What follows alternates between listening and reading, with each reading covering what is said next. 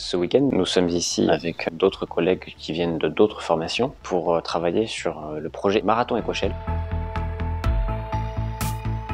C'est une course internationale qui implique de nombreux pays. Elle se déroule cette année à Nogaro, elle se déroule chaque année depuis plusieurs années.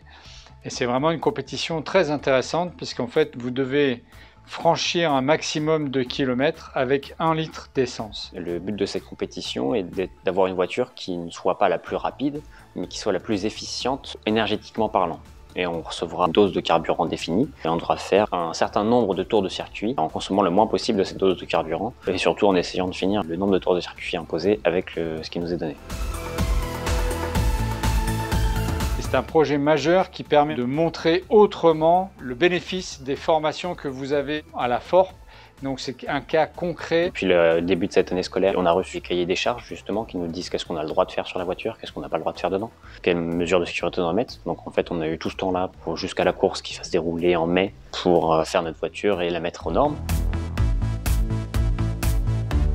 Alors dans ce type de compétition, il y a bien sûr un budget qui est à prévoir au début, qui est prévu, parce que ça va au-delà de la compétition en elle-même. On a aussi le logement, on a aussi toute l'équipe qui doit se déplacer à Nogaro, qui est dans le sud de la France. Donc il y a un budget, et pour ce budget, bien sûr, on cherche des sponsors. C'est important d'avoir des sponsors, parce que d'une part, ils nous aident financièrement, et d'autre part, ils montrent la crédibilité du projet de la FORP à l'extérieur. Donc les sponsors que nous avons cette année, on les remercie particulièrement, c'est l'entreprise Eaton et l'association Entreprendre à Tremblay qui regroupe toutes les entreprises du bassin de Tremblay en France. Nos apprentis partent bientôt autour du 20 mai pour aller au circuit de Nogaro défendre les chances de la FORP. Pour notre équipe, il y a 2 points qui sont essentiels. La première chose, c'est de passer le contrôle technique, c'est un peu comme le cut au golf. Si on ne passe pas le contrôle technique, on n'a pas le droit de courir.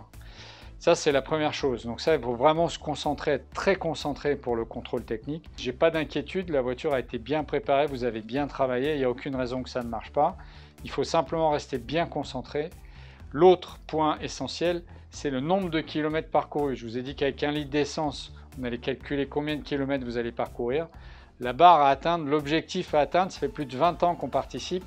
L'objectif à atteindre, c'est 100 km avec 1 litre d'essence. J'ai toute confiance en vous pour y arriver. Je sais que vous y arriverez. Bravo à vous déjà pour l'investissement que vous avez consenti tout au long de l'année.